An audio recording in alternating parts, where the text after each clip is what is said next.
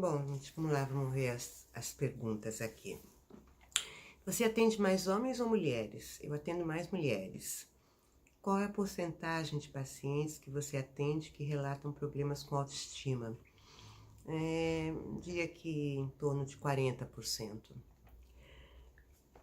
Quais relatam mais sobre essa questão de autoestima? Homens ou mulheres? Em geral, mais as mulheres. Você percebe que existe uma frequência desses relatos baseados em desejos de possuir um corpo perfeito, que é muito por influência da mídia? Com certeza, a mídia é decisiva, inclusive, porque ela ela tem um poder muito grande, né, de entrada, né, na vida das pessoas e ela traz muito essa ideia do corpo perfeito como um objeto de poder, como um objeto de sucesso, de status. Ela tem isso muito relacionado, né? Então, isso chega nas pessoas dessa forma. Que influencia as pessoas famosas? Que influência as pessoas famosas têm sobre as decisões tomadas pelos pacientes? Eu acho que elas influenciam bastante, porque as pessoas famosas para os pacientes, né, ou os famosos para aquele, ou o famoso para aquele paciente, em geral é uma pessoa com a qual ela se identifica, né, e ela projeta naquele famoso, né, ela vê naquele famoso algumas características, alguns aspectos que ela admira, que ela deseja, que ela gostaria de ter, né, e aquele famoso representa aquilo legitimado, aquilo reconhecido publicamente, aquilo validado, né? Então, na medida em que ela o acompanha, né, ou ela tenta reproduzir esse famoso de alguma forma, ou tenta se parecer com ele, né, pelo estilo de roupa, pelo estilo de corpo, né, é como se ela pudesse sentir um pouco a segurança de que ela também vai ser legitimada, né, de que ela também vai sentir o gosto, né, do sucesso e também poder experimentar um pouco isso, né. A influência da internet é positiva ou negativa para o estímulo da estética? Eu diria que os dois, talvez mais negativa, né? Porque em termos de quantidade de informações, a internet veicula muito mais informações sobre a estética que reforçam muito, né? O apelo, né, para o mundo das intervenções estéticas, dizendo quanto existem possibilidades, né, e recursos para você cada vez mais ir em busca, né, da perfeição, né? Então, muita coisa acaba sendo passada, né, muita demanda, né, reforçando a importância da imagem, da estética perfeita, né?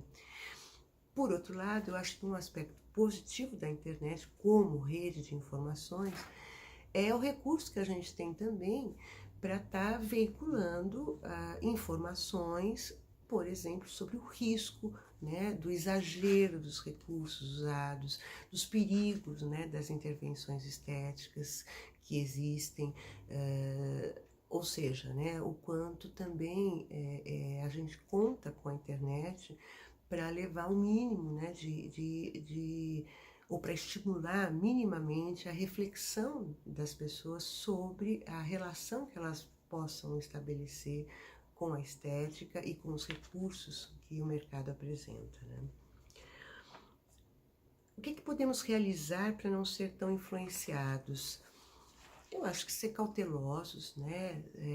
Selecionar mais as informações, ficar mais atentos, né, e cuidadosos, né, com o exagero, né, que a nossa sociedade hoje investe e põe na questão da imagem, né, e investir em paralelo também, né, na educação e na formação humana, né? Considerando que nós somos, né, muito mais além da imagem, né?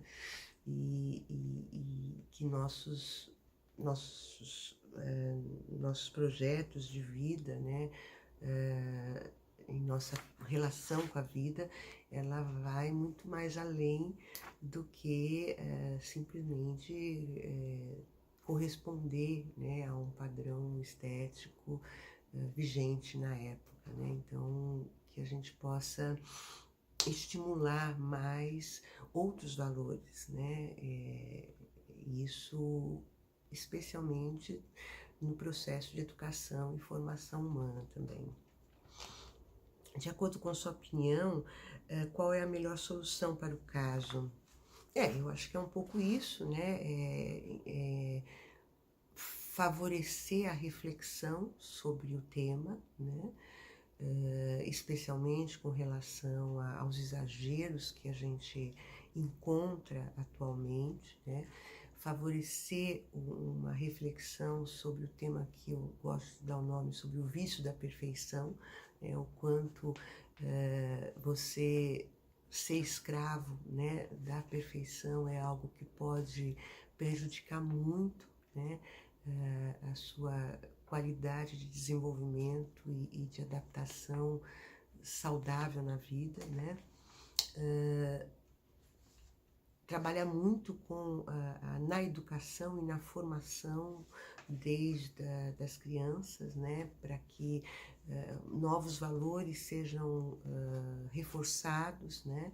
Especialmente no valor da essência humana, né? Das relações humanas, para que as crianças e os grupos sociais também possam ser estimulados a lidar com as diferenças, né? Porque muito do exagero, a necessidade de corresponder aos padrões estéticos que a gente tem, né? E consequentemente corresponder a padrões estéticos significa, entre aspas, né, segurança de aceitação, também tem por trás a dificuldade, né, individual e coletiva de lidar com as diferenças, né?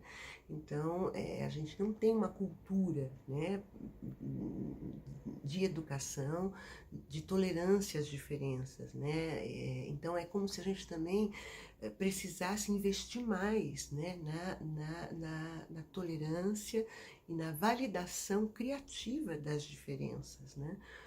Para que a gente também pudesse não ter que estar tão escravizado, né, a correspondência a um padrão estético imposto, né? Então, são as duas coisas, né? Eu acho que tem tem que ser criada também uma outra qualidade de tolerância e de convivência entre os diferentes, né? Como o ser humano se comporta, né, diante de padrões?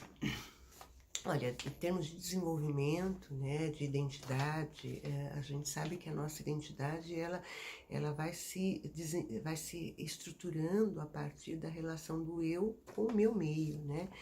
E o meu eu, ele vem original e o meu meio já tem alguns padrões, né, que vão sendo colocados para mim no meu desenvolvimento. Então, a minha tendência é, a princípio, eu pego isso muito rápido, né, que se eu copiar algum padrão, e isso eu vou fazer quando criança, por exemplo, eu tenho uma segurança de aceitação. Então, eu copio padrões, né, ou eu tendo a reproduzir padrões, ou querer ser parecida, né, com algum padrão, porque isso me dá a sensação, ou me garante a possibilidade de aceitação e não rejeição, né? Então, é natural que em algum nível, em alguma medida, a gente tenha ou deseje ou reproduza alguns padrões, né? A questão é o quanto isso não pode te engessar, né? Não pode te prender e nem te definir, né? Então, a ideia seria criar uma forma mais flexível, né? para lidar com esses padrões, né? E considerando que padrões não podem ser fixos, né? E que não cabem para todos também. Com base nos seus estudos e no que você já viu até agora, qual seria ou qual será a tendência dessa discussão em 10, 20 anos, né? Como nós vamos nos comportar? Eu considero que a nossa consciência coletiva, né, ela vem se desenvolvendo, né? E desenvolvimento significa possibilidade de lidar com diferenças, né? Ou seja, a tendência a um menor encurtamento, a uma menor restrição, né? Se a gente olhar nosso desenvolvimento como coletivo, como sociedade, a gente teve períodos, né, onde os padrões, e eu digo isso em vários níveis, eram muito mais rígidos, né? A gente já está numa fase com padrões estéticos que já são mais questionados, né? Já são mais flexibilizados, né? Ainda falta muito, mas isso já existe. E, do meu ponto de vista, o fenômeno da globalização, né, da possibilidade da multiculturalidade, das redes, né, que hoje se interconectam, né, e essa condição hoje, né, de relações com a diversidade, né, e com as possibilidades, as grandes possibilidades humanas, né? Então nós temos e especialmente nas redes, né, essa troca entre diferentes culturas, diferentes idiomas, diferentes corpos, né, diferentes gêneros, né, isso está nos movendo, né, a cada vez mais a questionar padrões rígidos e padrões estéticos, especialmente, né? Porque é como se esses padrões estéticos eles já não coubessem mais por tanto tempo, né, a um determinado grupo, né? Então eles tendem a ser cada vez mais flexíveis, né, e pouco oportunos, vamos dizer assim, para a grande variedade que vem se apresentando e que vem se firmando como variedade, né? Então eu diria que essa tensão existente, né, de confronto, de questionamento, né, e embate, né, em relação a padrões estéticos impostos, ela tende a aumentar, né, ela tende não tem mais como voltar atrás. Apesar da gente estar vivendo atualmente uma onda retrógrada aí, né, com uma certa um certo movimento, né, não só no Brasil, mas em outros países, de uma nostalgia, né, por uma época mais, eu diria, mais repressora, né, uma época um pouco mais